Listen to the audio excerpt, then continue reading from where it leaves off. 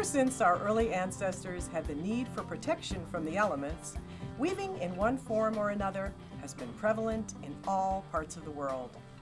Examples of early spinning and weaving have been found dating from the Paleolithic age in Europe around 20,000 years ago. Weaving developed into a complex industry by 1850 with more than 260,000 power looms spinning and weaving cloth for clothing, upholstery, and linens. So why would anyone want to learn to spin or weave by hand when it takes some planning, preparation, patience, and time?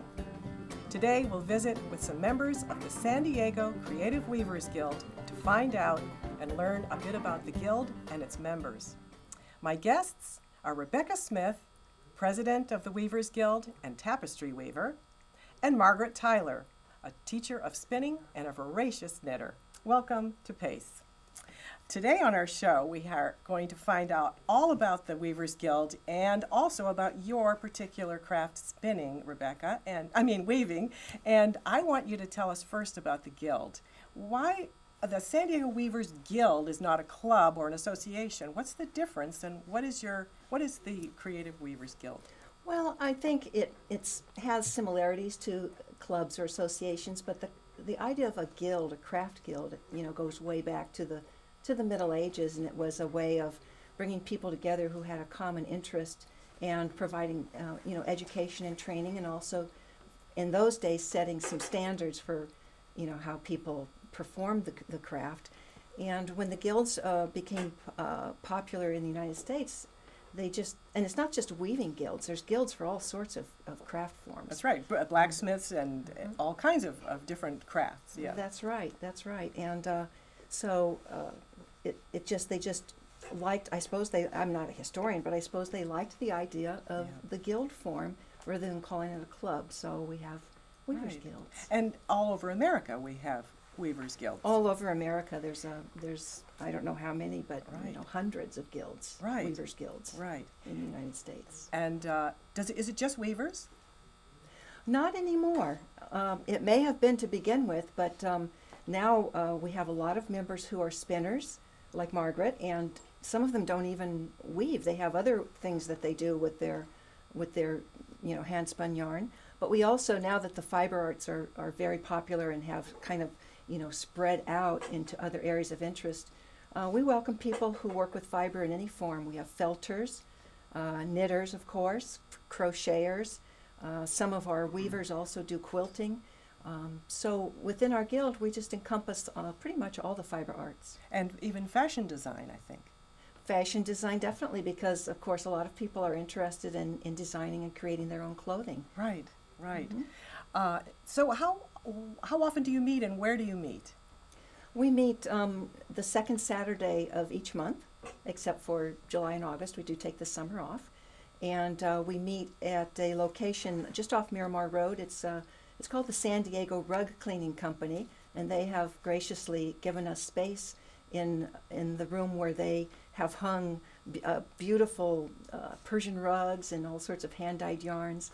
It's just a very nice venue for us to sit and talk about weaving. Great. And they're on Silverton Avenue, just off Miramar Road. Great. And what happens at your meetings? Well, we start off the meeting with what we call a business meeting, and we just let all of our committee chairs and board members make short reports on whatever their area is to keep the members up to date on what's happening. We have people who are in charge of our demonstrations, people in charge of the education program. We have a large library, and we have a newsletter. So, all of these people make their monthly report, and that takes about half an hour. And then we have what we call show and share, which is really, I think, the heart of the first half of the meeting, because it allows everybody to get up and take the stage, not the stage, but get up in front and describe something recent that they've made and show it to the group and talk about what they love about it, and even talk about mistakes. So it's used as a way of, kind of... That's important. Entertaining and educating everybody who's there. So you have quite a range of weavers, from basic weavers to advanced? Oh, absolutely, yes. We have new members coming in all the time who are just getting into the craft, And we have people who have been in the guild for 30 years and, know quite a bit about weaving. We also have a program called Master Weaver, which is it's very much like the older guild system, where we have different levels: apprentice, journeyman, up to Master Weaver, where you have to create work in certain categories to show that you've gained an expertise in that area, and eventually raise your status to Master Weaver. So it's Great. quite an accomplishment for people who've made it to that point. So that's great. And then after, I just wanted to finish about the meetings, Yeah. because the exciting part that draws a lot of people in is after we take a break and do some socializing, we have a presentation, usually by a visiting person, somebody from outside of San Diego or within San Diego who's really well known in their craft form. It doesn't have to be weaving; it could be basketry or jewelry making or something that's related to things that the members are interested in. And so they'll do a program for about an hour. And many times when we have people come from out of the area, the presenter will also lead a workshop either later in the day or over the course of the next day and a half or so. And so what about dyeing? Do they do any kind of dyeing cloth or dyeing fiber? Yes, we do. We have a lot of people interested in dyeing. Oh, that's great. Last year we had a great workshop on indigo dyeing, which is really traditional form of dyeing, where you use indigo materials and For blue. for blue, it creates blue. Sometimes it creates green, I guess, but it depends on exactly how you process it. Mm-hmm. And I know everybody had a lot of fun at that workshop. Oh, that's great. That's great. And so we've got, and so you eat once a month, and we're Yes. going to put the website up on the screen so everybody can see it. And we're hoping that we get some people that might want to visit and visit our meetings and see what happens there. And now I'm going to move over to you, Margaret, and we're going to you. talk about spinning. And you are a member of the Guild. How long have you been a member? I was trying to think, probably 30-some years. Oh, wow. I was a member for a long time before I actually attended meetings. I joined so that I could rent equipment. Good reason. And Good then I reason. began to see programs that were very appealing to me. And so I would attend based on what the program was. And then some kind soul said, you really should get more involved. The best way to get involved with the Guild is to have a position, a title, a job. And right now, there are several vacancies, and the really important one is programs. And I'll help you with it. Yeah, right. And it's great. I did programs for a couple of years. I did equipment rental for a couple of years. And she was right. She was absolutely right. The best way to get involved is to get involved. And it's really easy. They're very helpful. But being involved also means that you're a teacher of spinning. Where do you Mhm. teach? Currently, our site is at Steel Canyon High School out in Spring Valley. And we have 2 classes. One, they're both on Wednesday morning and one in the evening for the folks who work.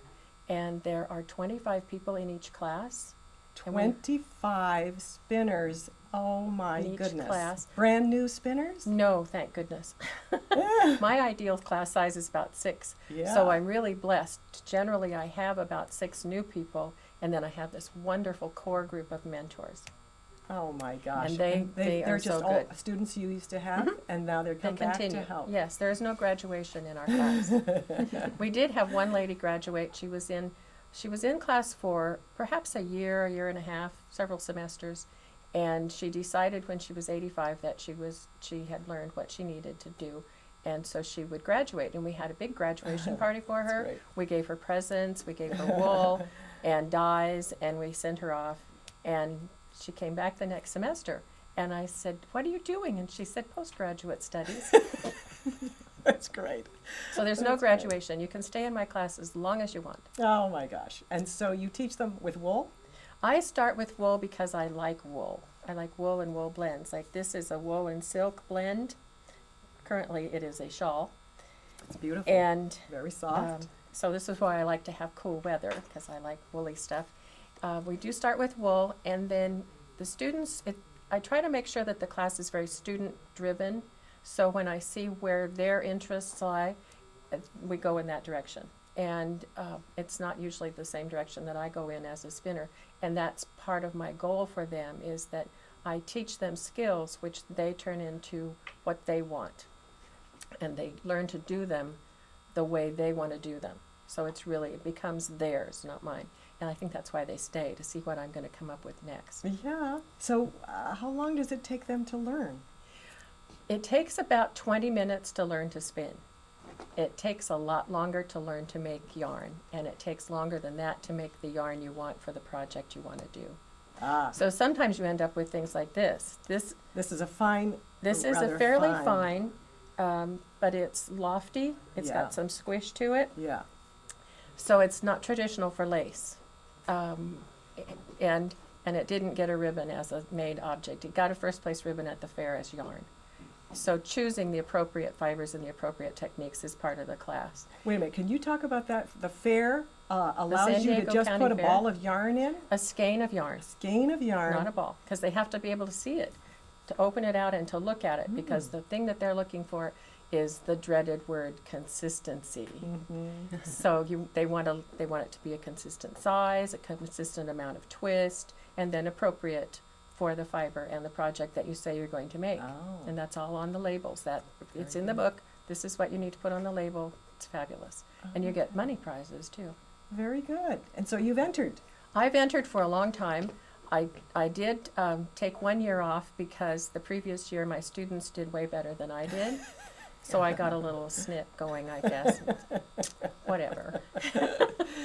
So your class is how many weeks? The semesters range from 10 to 14 weeks. They're $44 a semester, which is an incredible bargain. 3-hour classes. We cover so much material and have so much fun.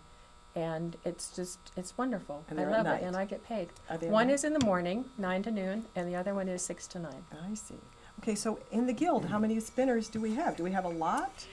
We have more than I think, because I think there's some that I don't know about. Closet spinners. Closet spinners.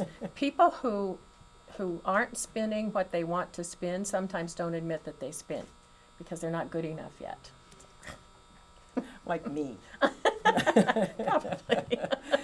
And so you don't have a group of I don't spinners that we get together. You No. get together at the guild. For Yes. a row. Well, yes and no.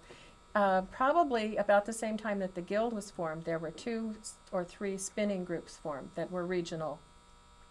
One was, I think, North County Coastal. One was like the coast, but more south. And then one is out in East County. And I live in La Mesa, so I have been part of the East County Gals Great. for 15 years, Wow. maybe. Wow. And it's changing. You know, the ones who started it are older and are not spinning as much. And we're getting a few new people in. And we meet on the last or the 4th Monday of the month Right. at someone's home. Great. And it's a lot of fun. And even if we don't take our wheels, we still have a lot of fun. Great. And we still do fibery stuff. Now, both of you have agreed generously to show us your skills and your craft, and I'm anxious to see you do that. So let's take a look at spinning first. Okay. I want to take a look at how you spin linen. You're going to spin linen for us? Actually, I'm going to spin flax. Flax. Flax is from the flax plant. And as I'm going to spin it, it's going to be going from here to here and onto the spinning wheel. Okay. So at this point, between my thumb and my finger, flax becomes linen. All right, we're going to take a look. Margaret, what have we got here? You have a very tiny spinning wheel, if that's what that is. In effect, it is a spinning wheel. It's called a drop spindle. It works by gravity, rather like a top. And you give it a twirl, and that makes twist energy. Energy goes up into the fibers. And I'm going to show you how that works. This is a marvelous piece of fiber at this point. It's been hand painted. It's Blueface Leicester is the name of the sheep breed. It's combed, it's taken off the sheep and washed and combed and processed and dyed, and it's a little more than I want to work with at any one time. So I'm going to take off a chunk and leave the rest for the floor for now, and I'm going to make a quick join and get this started. And so what I'm doing now is waiting for the twist energy to come up and engage the fibers right up here. And it goes from being fiber to yarn just that Magically. quickly. And this particular one seems to be blue, then it turns to yellow. It does. There's a lot of fun things that you can do with these. They are called painted top or painted roving. and they're just really a lot of fun to work with. That would And be. when you get to the end of your arm or the floor, you stop and wind it on. So it stores right on the spindle. And if you notice, it's very like the configuration on the spinning wheel, which we're going to get to here Very in a good. second. So is this a primitive type of spinning that they did This many years ago? spinning probably started just by rolling fibers along your leg. And the earliest fibers were most likely cordage, vegetable material cordage, and they were used to tie your stuff together and my stuff together separately so I wouldn't accidentally get your stuff and walk off with it. Huh. So All right, let's see what this other loom that you Yes. have here then.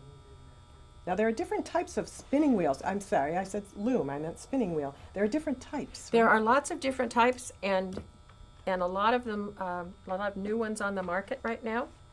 The last few years, there's been kind of a boom. They all function pretty much the same way. They have a drive mechanism of some kind.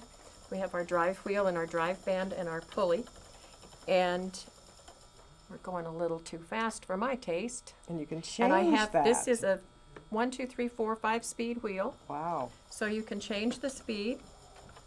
And what is this thing that you have This over here? wonderful thing here is called a distaff, and I just love it. It was made by a friend for me after he was watching me spin using a camera tripod and a piece of bamboo to hold my fibers. Why And do you have to have it tied up like that? Because it's so long. The Now, fiber the is that fiber long? is actually this long. And what kind of fiber? This is flax plant, and the flax plants can be as much as 6 feet tall, and it's about a year from seed to spinning.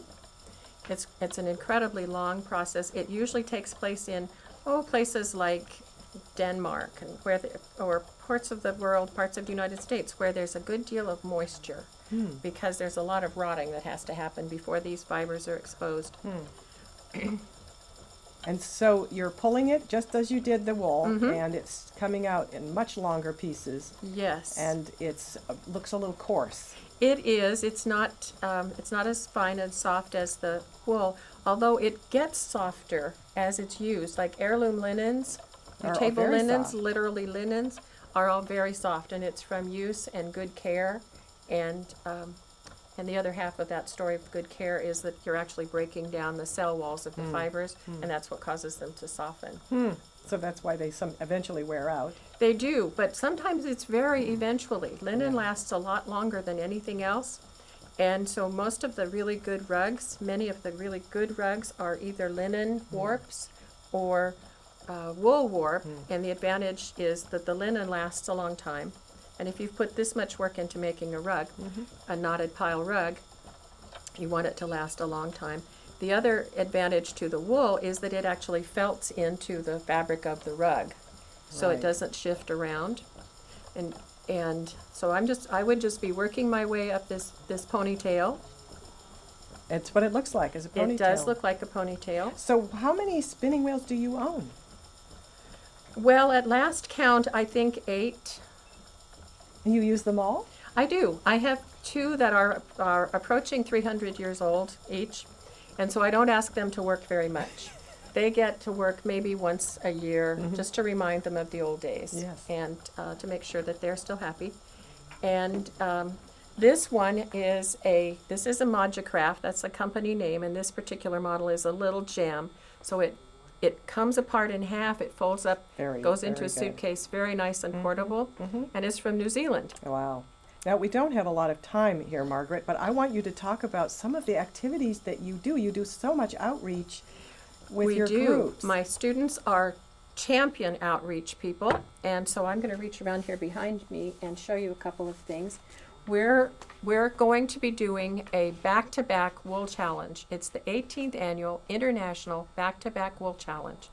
And the challenge is to blade shear a sheep, no power tools, spin a single strand like this, spin another single strand, ply the 2 together, and knit a long sleeve pullover in a day. Wow. Do you do this every year? This is our first time. First year. And so we're all kind of nervous about it, but excited.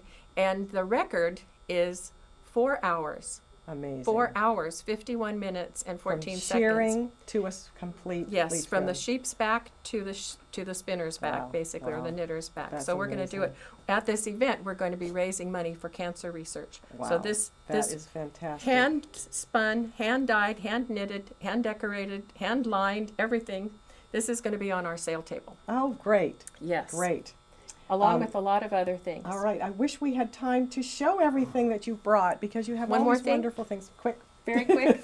This is a hand spun, hand knit bag made from linen. Wow, and that will last a long, long This will time. last, and it's actually quite soft. You can see that it's Oh, wow, because it's been much, washed. Yes, it's Wow, been that's washed and great. carried around. That's great. Well, thank you, Margaret. Thank that was you. wonderful. Yes, time is too short, but It that was is. great. It is. Okay, thanks. So, Rebecca, we have here a very tiny loom. This is one of the smaller looms I've seen. Yes, it is. And I think one of the fascinating things about weaving is the equipment itself. A loom is just such an interesting machine, but you're right. This is like a microcosm of a big loom. It's got all the features of a big loom, and you can weave the same way that you would on anything bigger. But I want to show you how it works. So we'll get started on that. That's great. Okay. So when you weave, you have a warp which is on the loom, and that's these pink threads that are running from the back to the front. They're actually rolled onto a beam back there, and that's several yards of warp rolled on there. And then it's brought forward and threaded through what are called harnesses. There's 8 of them on this loom, and it's threaded in a pattern so that when I work the levers up here, I can weave a pattern. I'll show you in a minute how that works. But then it's brought through what's called a reed, which spaces it, and then tied onto the front of the loom and put under tension so you can weave on it. And all looms are basically this sort of All idea. looms are basically the same idea. Okay, so I'll show you how you would operate this loom now that it's warped. What you want to do is raise the harnesses in a pattern, as I said. And I'm going to do just your basic plain weave where every other thread comes up and the alternating threads go down. So what I'm going to do is I'm going to raise the alternating, the odd numbered 1, 3, 5, and 7 harnesses like that. And right in here then I have a space to put my weft. So And you've by got the it way, all wrapped up here on yes, this this is shuttle. the weft on a shuttle. And by the way, the harnesses are raised by hand on a table loom, but on a floor loom you would do that with your feet. So your hands would be free to just keep weaving. Right. Okay, so then you put your shuttle through the opening in the warp, and you get it nice and arranged there, and then you press it into place with the beater. And I guess you could beat it into place if you wanted to get it tighter. That's probably why it's called a beater. And then you want to close those harnesses so those threads go back down, and then raise the opposite ones. So I've raised the even numbered harnesses now, and do the same thing. Oops, looks like I have a stuck warp there. Do the same That thing. happens. Come through the space there and get your weft nice and settled in, and then press it into place. And so the process of weaving then would be to just do this over and over again. Now you can do other patterns too, even on the same threading.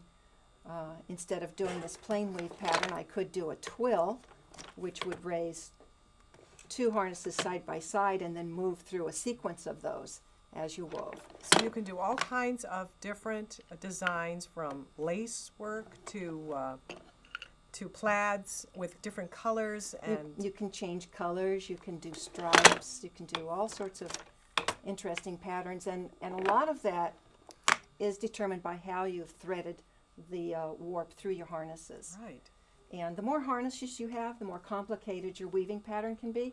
This little loom has 8 harnesses, but there are a lot of patterns that you can do with just 4 harnesses, and that would be where someone who was just getting started could probably just, weave for years on just 4 harnesses. In fact, in my own weaving, I just use 2 harnesses. And Because- what about the most advanced technologically? The most advanced technologically would be what's called a jacquard loom, which I don't think they even count the harnesses because it's like every warp thread on its own harness, and they go. These are the ones that can weave pictures. Yes. Actually weave pictures Yes. without all the floats on the back Yes. that you see. And they also in have some computer-driven looms. Yes, the Jacquard looms are computer-driven because it would be too difficult Yes. to remember your lift sequence Yes. for hundreds of different Oh, sequences. that's amazing. Yeah. So what's your specialty? My specialty is tapestry weaving, and as I said, I only weave on 2 harnesses because all I need is a plain weave structure. All my design work is done by hand manipulating where the threads go. And this is an example of some of my current work here. And this is not an old-fashioned wooden loom. This is made out of, This is an aluminum loom, and yeah, it's made out of aluminum tubing, and it does have 2 harnesses. It's got a mechanism here that I can move to raise and lower the alternating threads. It has a much smaller shed here, so I don't use a thick shuttle like this. Right. What I use to get my weft through the warp is a small tapestry bobbin, and I just place it in there and pull it through as far as I want. But you can see in this kind of weaving, I've been able to manipulate where any given color of thread goes, and also do curvy shapes instead of straight back and forth. That's called eccentric weft, and I find it suits my personality eccentric to weave weft. like that. That's Yes, amazing. Eccentrically. Well, I just am so interested in your sparkly, colorful tapestries. They're beautiful, and I wish we had more time to show some of the other ones. Maybe just as we're closing, we can show this little guy. He's just so cute. Yes, turn it around so the front shows. There we go. Can you tell us anything else about the Guild before we close so that I can make sure we include all that information? Well, we definitely welcome visitors to our meetings so that they can get a taste of what it's all about. And there is a calendar on our website, which is, the website is www.sdcwg.org. That stands for San Diego Creative Weavers Guild. And there's a calendar you can click on to see when the upcoming events are and Super, where. super. Well, thank you so much. I really appreciate it, Rebecca. And Margaret, thank you for coming. I really appreciated you being here, and we learned a lot today. Thanks a lot.